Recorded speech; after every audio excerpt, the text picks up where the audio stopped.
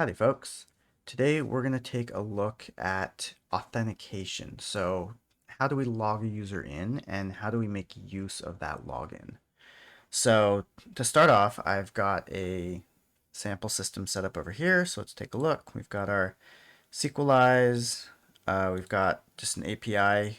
We've got a user router here. So you can see we've got a login API and then a specific API that should only be accessible for authenticated users. I haven't filled out either of them yet.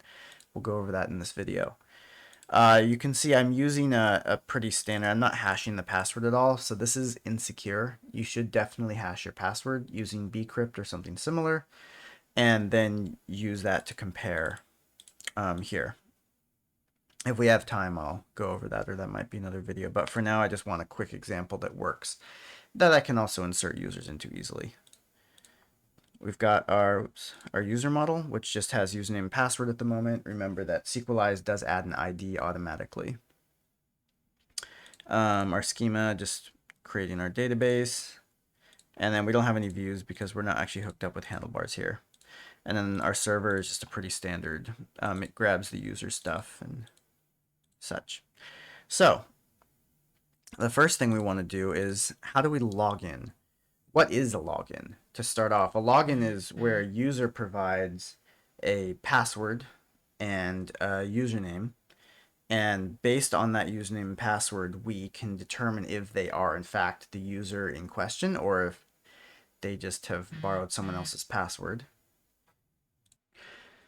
But we don't necessarily want our user to have to give us the username and password every single time they make a request. So for example, this /me, this is the intention behind this is the user saying, hey, who am I? What is my ID? What are various fields associated with my object? We don't want them to have to pass the username and password in to get this data, because for one, that's kind of a pain. And for two, it's very insecure. And the reason it's insecure is because we assume that their connection is encrypted, right? And that whatever data we pass over that connection is secure and can't be read, but that's not always foolproof.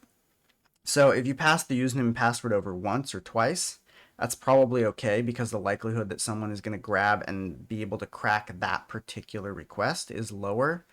However, if your username and password are in every single request, then that means it's much more likely that someone is going to be able to snoop that and grab it. Also, it means you have to keep the username and password in memory on your application because you're sending it with every request, which is also kind of dangerous. So what we prefer to use is session tokens. And a session token is basically a chunk of data, usually encrypted in some way, base64 encoded, so that it's a single string of data that you can pass down, and it represents the user's login. It is essentially the user, and we use it to authenticate them, but one thing we can do with it is we can set it to expire. So let's say someone is logged into a public computer and they forget to log out. Well, that token expires after an hour anyway, and so they don't have as big of a security risk. So it's all about kind of lowering that bar, or sorry, raising the bar of security. Nothing is uncrackable. Some things are very, very hard to crack, but nothing is impossible. And so all we're doing is we're trying to take the easiest steps to make it so that it's the hardest to crack. So for instance, encrypting your password, which again, I haven't done here, but is definitely a good thing to do. The only reason I haven't done here is because I want to actually be able to insert directly into the database. And also because I was too lazy to look it up. So don't be like me in that respect. If you're storing passwords, definitely encrypt them. All right, for some reason I'm not getting a terminal here. That's strange. So we'll just go with git bash.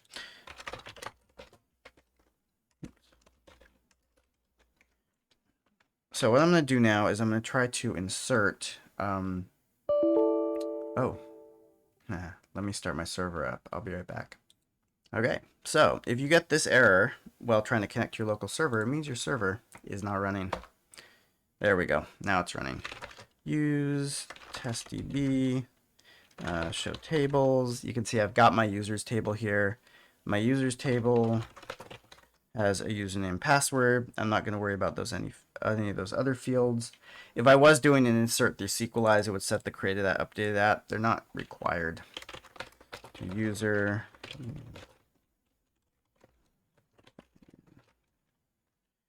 User. Oops, in quotes. testdb.user, right, because users. This is not a very secure username, secure password. Created at doesn't have default value. So notice for created at, this is a date time, so I can just tell it now with this parentheses. That's a SQL function. Oh, and I have to put it in here. Maybe I should have just used Sequelize. This is why we use an ORM. It does all this stuff for you. Okay. Users. And you can see now it has that created at and updated at time along with the username password. Password is in plain text. Don't do this. You will see, don't do this in production. You will see a lot of news articles about, oh, this database got stolen, but the passwords were encrypted. And what that means is they're like, yeah, it's a bad thing the database got stolen, but the thieves are going to have to put in a lot of work to actually log in with it. All right, so what I'm going to do now is I'm actually going to start this server. Because I've already installed everything. JS. All right. Okay, select table.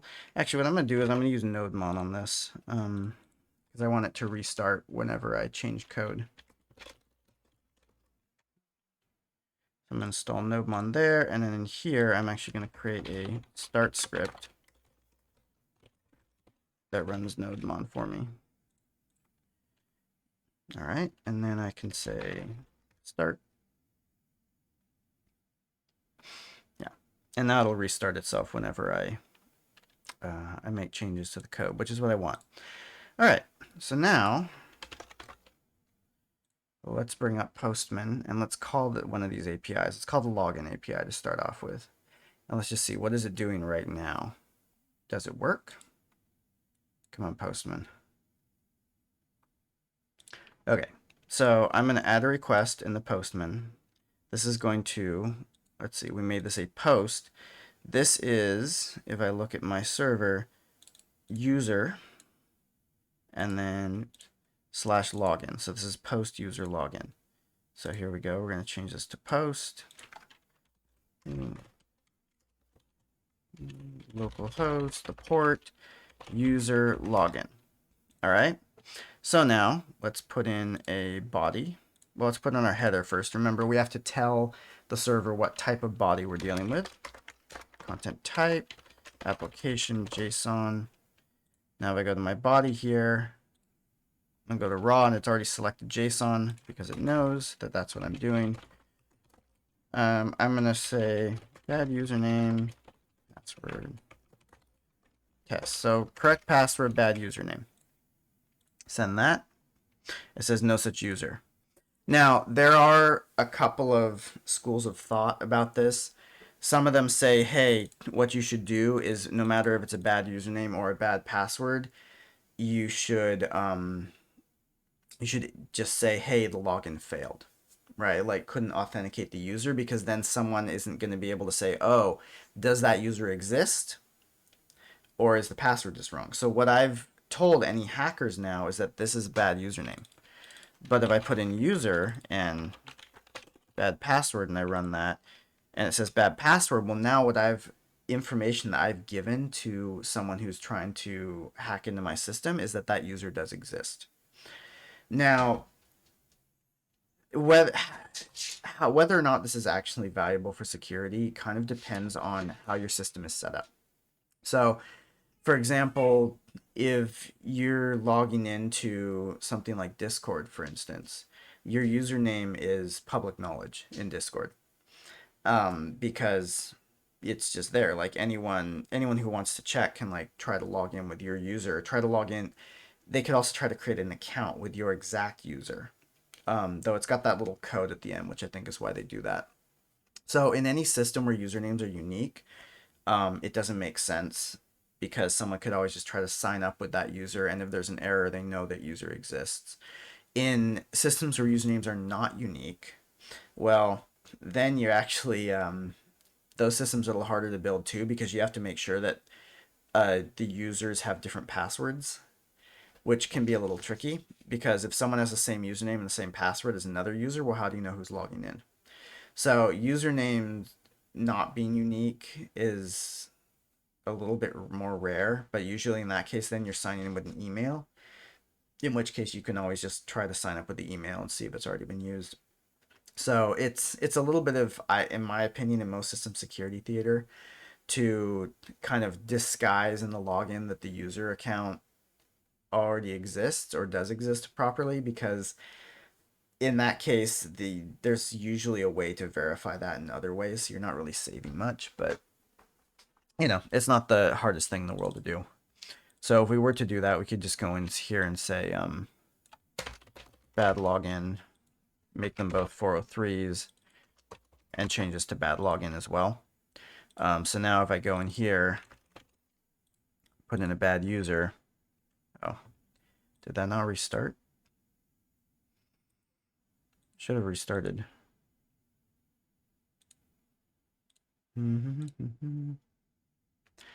I guess NodeMon is not doing its job. Oh.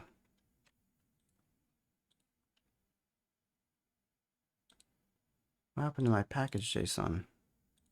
I thought okay, well, I guess that disappeared. NodeMon. Okay, well, npm start. There we go. Now it's using NodeMon. Okay, cool. All right, anyway. Now it says bad login. I go with user. It still says bad login. So it's not a hard change to make, and it does give you a little bit of security. So let's say I do proper username and password. Well, it just hangs because I haven't actually built anything for that yet. So what do we do in that case? So we want to generate a token, a session token. Now, there's a couple ways to do this. Express does have a built-in session token system or session system, which I'm honestly not that fond of. I've never seen it used in the wild, and it does seem okay, but I feel like it doesn't give you the kind of control you need, so it's better to go with something else. What we're going to be using is something called JWT. So if I look up JWT, JSON Web Tokens, open industry standard, method for representing claims between two parties. The thing about JWT that's kind of valuable, this is an example code. This is what the string would look like without the colors. The first part and payload are not encrypted. This means they're actually really easy to debug, because if you actually have a fully encrypted session token and I'm trying to debug something as a developer, it's really hard for me to do that because I have to decrypt it. In this case, these are base 64 encoded, which means that they are not actually encrypted and can be easily decrypted. What that also means, you don't want to put, be careful where you paste them. You don't want to put anything valuable in here. Like, you don't want to put the password even though it's hashed. You want to put everything that's not secure, because you have to assume that at some point this token could be compromised. The signature, this is the encrypted part. And so what this part is it's actually these two, and as an encrypted string. So JWT solves both. If any of these two get changed, the encryption doesn't match anymore. So it means that the token is no longer valid. If people are curious as to how that works, I could do a much deeper dive into it. It's not something we have time to go into now. So this part unencrypted, this part is encrypted, but validates the other two parts. You can't change them and say, oh yeah, I've got this valid token, but let me just change the user ID to become someone else. No, this will not be valid anymore. And you can see it wants a secret code, which you should generate a really nice long one for your production, but for your dev you don't have to, because no one cares about dev. All right, so how are we going to add this in? Well, what we're going to do, let's install it. JSON Web Token. So this is the npm package, JSON Web Token, not JWT. unfortunately. I think that one was already taken for something else, but this is the common one that everyone uses. Why do you want to use a common package that a lot of people use? Well, because it means that any security holes that they have are going to get patched quickly, and there's going to be a lot of eyes looking at it. So if someone tries to sneak in malicious code into this, for example, to weaken the algorithm so that they know anyone using this package has a vulnerability that they can use, which does happen, then people will notice and they will say, hey, this version is no longer a good version to use. You should not use this. Okay, so now that we've used that, let's require it. And so now that we have our user, we want to kind of figure out what is the data we want to put into our token. We probably want to put the user ID, right? And honestly, that might be it. Maybe we don't care. Like maybe we want to put the role. If they're an admin, we might want to have that in there. Basically, any data that we need to kind of easily figure out information about the user, right? And that can be kind of important. So now that we have that set up, what are we going to do with it? Well, JWT has a very easy thing. JWT.sign. Okay, so the first one we pass in is the object. You can see it can be a string, an object, buffer, etc. We're using an object in this case. If you do pass an object, JWT does add something special to it. Goodness. One moment. All right, Angry Kitty has been pacified for the moment. So the next thing that needs to be put in here is the actual signing key. So your signing key is something that should be private, hidden. You should not check it in with your code. That means you should put it in your environment variables. So JWT key, I'm just going to say test key.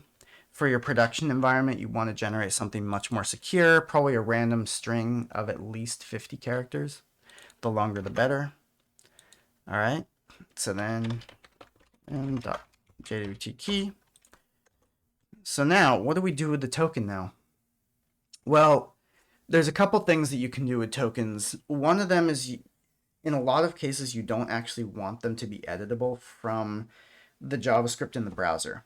Why is this? Well, because if someone has a malicious browser extension that is stealing passwords or stealing tokens, you maybe don't want it to be able to write to that token or that cookie. So we're going to set a cookie for one. The other way you can do it is you can just pass it back as part of the data and store it in local storage. That's not uncommon, but it's a little more of a pain because if you store it in local storage, it means you have to remember to send that token down with any request that you make. If you store it as a cookie, the browser knows automatically that it needs to send that cookie with the request, which can be helpful. So what we're going to do is we are going to set a cookie. That is not what I want. And so Express has a way to do that. We have our response. So we say res.cookie, and we give it the cookie name. Okay. So this is going to be login, session token. This is entirely up to you. You can make this whatever you want. The value is going to be the token, and then what's given expiration time. And actually, here's another thing. We can actually do the same thing for JWT. So I'm going to say expires in, okay, let's say 2 hours. So this needs to be in seconds. So I can say 60 times 60. That's going to get me hours times 2. Now, for Express, the expiration is in milliseconds for some reason. Or actually, expires in for JWT is going to be a time, like this expires in 2 hours. Expire for the cookie is going to be an actual like timestamp. So if I give it like this, like 60, for instance, that doesn't mean it expires in 60 milliseconds. That means it expires at time 60. So what I want to say is I want to actually say max age for this. Just a little different. And I'm going to put the same age and 2, but then I'm going to multiply it by 1,000 because this needs to be milliseconds. So now we can just say status 200 end. We don't need to actually send a response here. Why? Because we already have. We've basically are telling our endpoint now 200. Okay, everything you need is now there, which means that we've given you this cookie so you can use that. So let's try that now. If I send this again, okay, I get a 200 okay, and notice I have header 6, but I also have a cookie here. And there's our session token, and here's our value. And it expires in, well, I think that's 2 hours. I don't know, it's in GMT. So let's take a look at this token. Let's take this whole thing, and then let's go back to that JWT page. Again, you should probably be careful with posting a production key in here, but this one should be fine. All right, so now you can see algorithm, they've picked the algorithm for us. Here's my payload. User 1, role user, the IAT and the expiration, they add for you. The IAT, I believe, is when it was created. And then, oh yeah, the expiration, you can see it is in 2 hours. So if you pass an object into the JWT sign, it will add these fields for you, which can be kind of useful. Now, what I can do in here is I can go in here and I can say test key. And not encoded, so you can say signature verified. Kind of worries me a little bit that it actually verified that with a blank signature.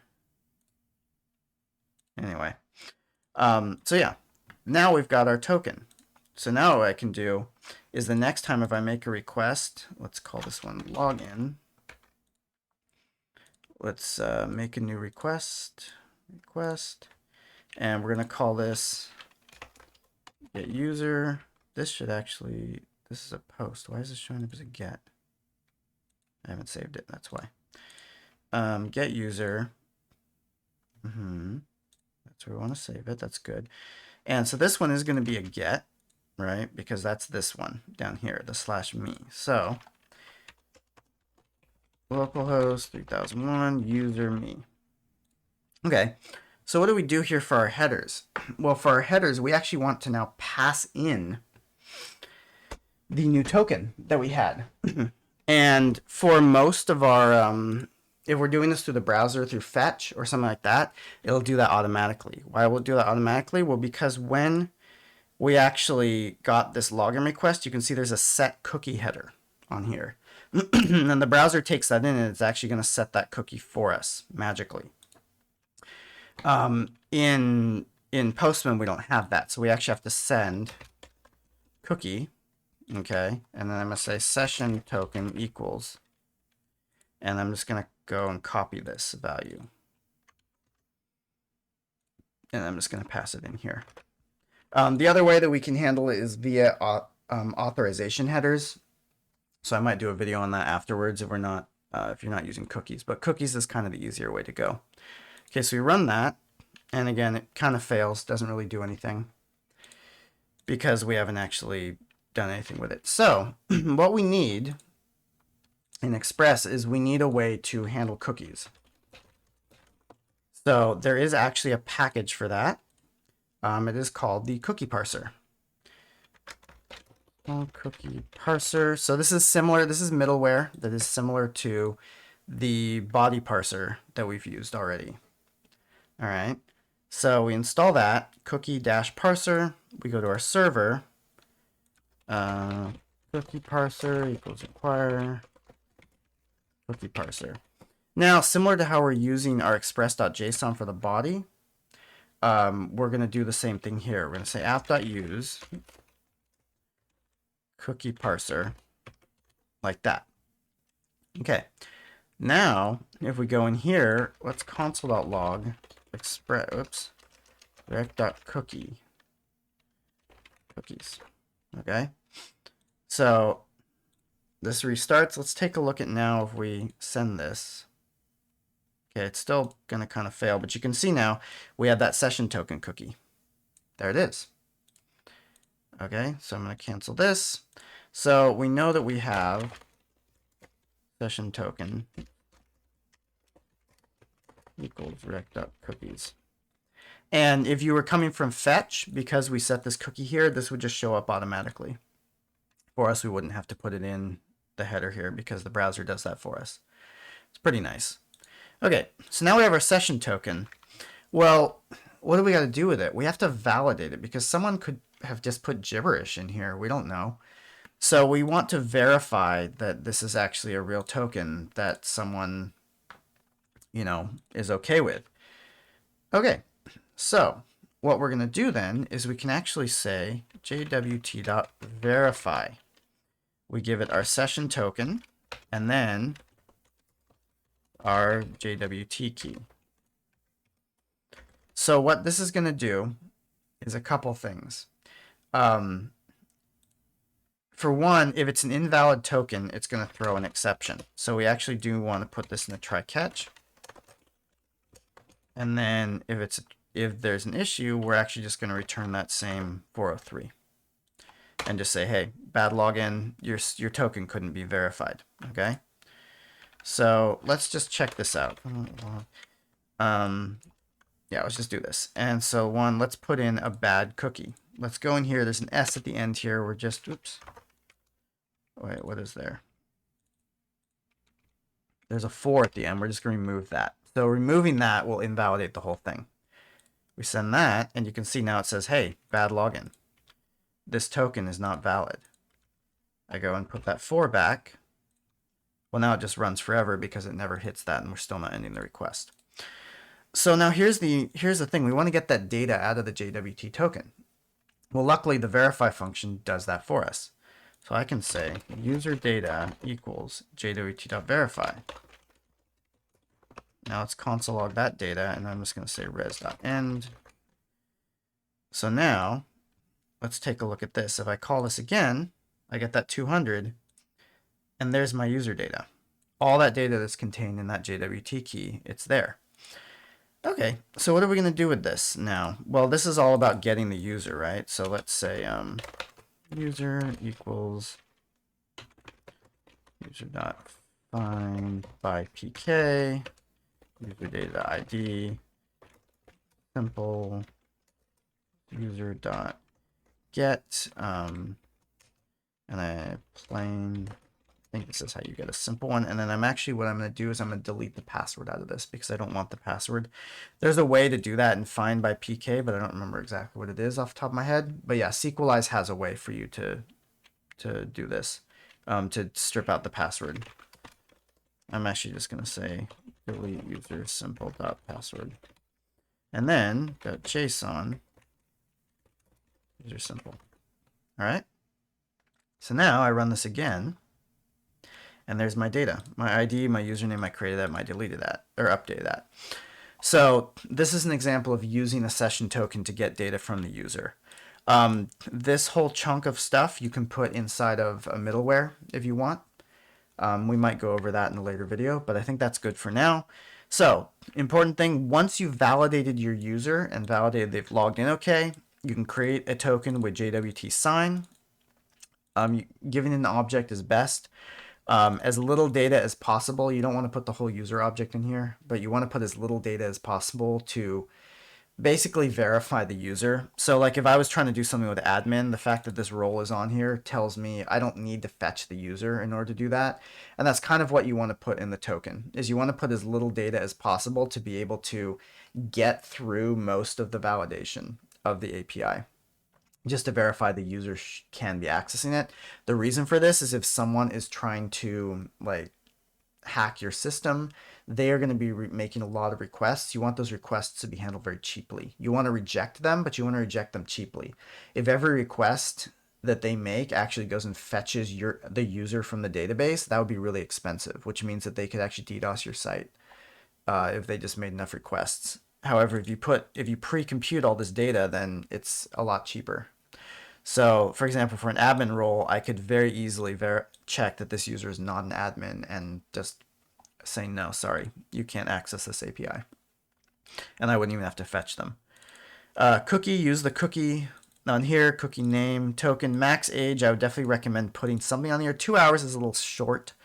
The average, I think, like there are tokens spanning 10 years sometimes, but it's common for like a week or a month, depending on how secure. Maybe for admin tokens, do a little less, but an hour is really, really short. So I would definitely do something a little longer than that. And then if you're setting a cookie, you don't have to pass anything back. And then once you get it, remember we have to have our cookie parser middleware. That is the cookie parser package here. That middleware needs to be in place. Once that is in place, the cookies object starts existing on the request. If you're using a browser, this is done automatically. If you're using Insomnia or Postman, this is how you would do it in here. Cookie name equals cookie value. And then you use JWT verify. That throws an error if there's a problem. So you want to catch that error. And that actually returns the user data, which you can then use to actually validate your user and then take the action. Anyway, hope this is useful. I might do a couple more of these because there's a bunch of stuff around Auth. But I will see you next time.